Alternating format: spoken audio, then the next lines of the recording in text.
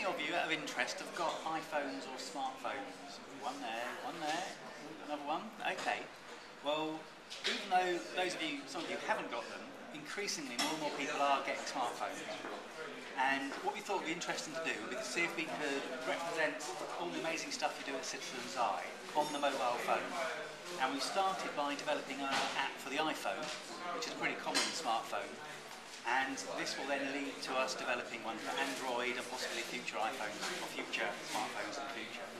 So what I wanted to show you today was really work in progress, get a little bit of feedback, but also try and involve a few people in the development process as well, those who might be interested in knowing a bit more about how iPhone apps work and perhaps contributing to ideas, designs and so on. So, what I'm first of all going to show you is something you're very familiar with, which of course is your main website. Now, apart from all the great content, your website is very good because it uses a lot of the current technology for sharing content. In particular, you'll see up here a range of little icons which show that you're very well connected with social media. In particular, this one here is very useful for us. This is RSS feeds, and this is a way of sharing the content on your website so it can be received by blogs, by other websites and so on. Now, some of you may have seen, if you click on the RSS button, or sometimes it's a little orange or blue icon at the top there, you can look at a view of this material that actually is optimised for just reading on readers and so on. So you've got all the latest news stories and so on. Now, with the mobile apps, this makes everything a lot easier for us to develop. So what you see here, go back to your page, is that all of your key news centres here also have these little RSS buttons, and within each one of these are just the news stories that match the news centre. So this is the key technology that's helping us build a mobile app.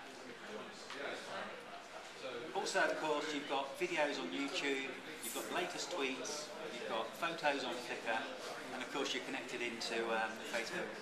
You've got various people here responsible for different things, yeah. All of these things use similar technologies to that RSS feed to allow us to access content without having to go to a web page. So for most people, YouTube, you go to the YouTube site, sometimes you have the YouTube videos embedded like you have here, but often your viewing takes place on the YouTube site. What we're able to do with these feeds is put them into an app so that you can view them in a different way. Another feature you've got here is the Submit News Story button. Another great feature, anyone can submit a news story. So the plan is, and like I say, it's a work in progress, but we have a real app that I can pass around and show you, is to first of all see if we can replicate what you've got here. So we'll have a submit feature, we'll have assorted news channels that you can subscribe to or view on the mobile app, and then of course you want to get the tweets and the pictures and everything else in. So if we now move over to the app, now what you see here is the simulator. No one really has an iPhone app big. But this is a live simulator, so I can test it and show it to you. Now, I've also built it to go on my iPhone here. Now, it's going to be a month or so, I would say, before this will be available for everyone to put on their iPhones. And that gives you a bit of time, if you're interested, to give us some input. So what have we got? Well, first of all, we have your latest news headlines. And again, it's going to look prettier than this when it's finished. We're focused on making it work well, first of all, and then making it look good afterwards. So, incoming headlines. Now, what you should hopefully see is that these match the headlines on here.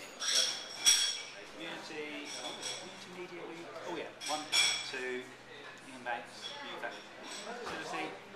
And we have, in this case, I think I've put 10 of the latest news stories.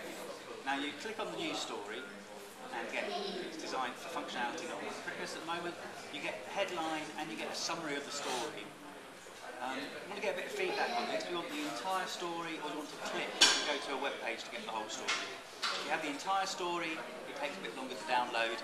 Obviously, it looks a bit nicer if it's embedded in the page. So we can go through and we can get your news stories. Now, some of these news stories, one at random, so this is the case. Okay, not that one, but some of the news stories have pictures to go with them as well. So the app is taking a feed of your Flickr pictures, and you can, within the app, see wonderful things like that. We can also take a feed of all your latest tweets. So that was the latest tweet. Excited about our iPhone at 100. And I'm also looking at taking a feed of videos. And then the next feature that we'll put in is the ability to then choose a selection of the channels, if you like, to go on there as well. So if you're particularly interested in older people, ex-offenders say, you could go into the button here, which is the configure button, and choose those as your preferred channels. So what this will then do, I think it starts to become quite interesting when you think about the other things you can do with the mobile app, is that you can get the news stories delivered to you on demand. So literally a blink on your phone will tell you that there's a news story in one of your preferred news centres.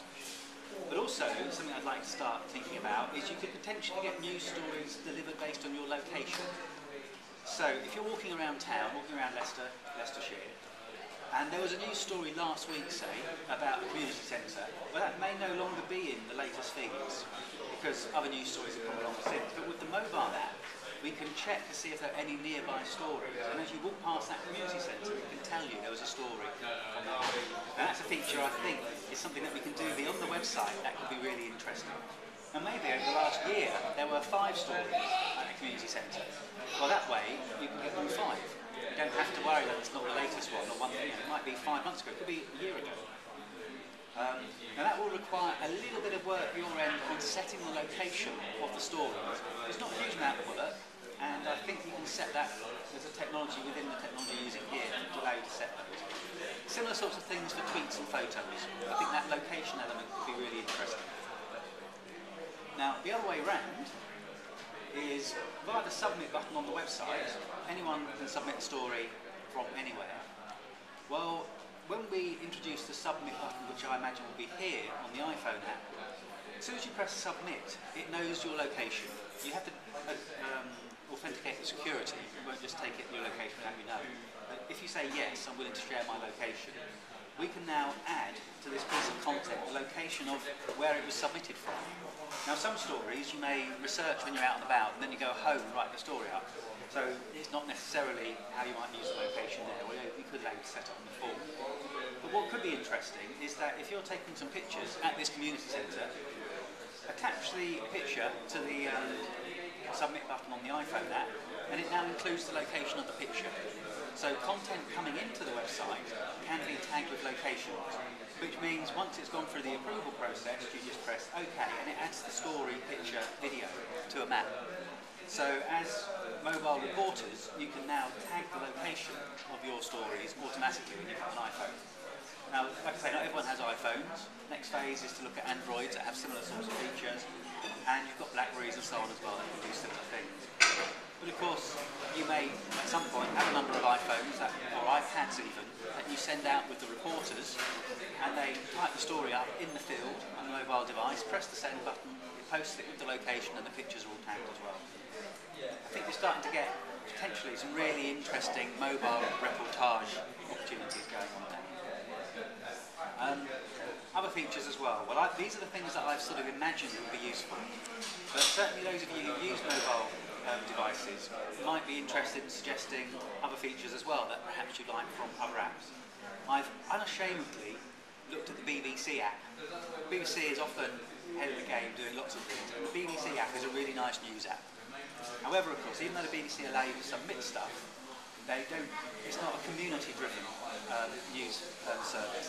So what I think we can do is every story within this will have a location, whereas the BBC has a little bit of location in there. So you can choose East Midlands, you can choose Leicester and so on. But with your app here, we've got the news stories coming in, and then we can flip it to location. You can see where the news stories are.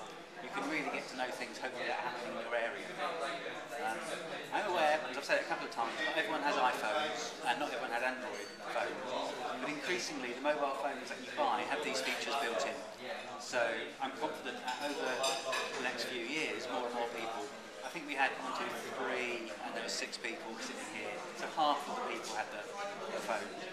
Well, I'm sure this time next year it will definitely be half the people and increasingly more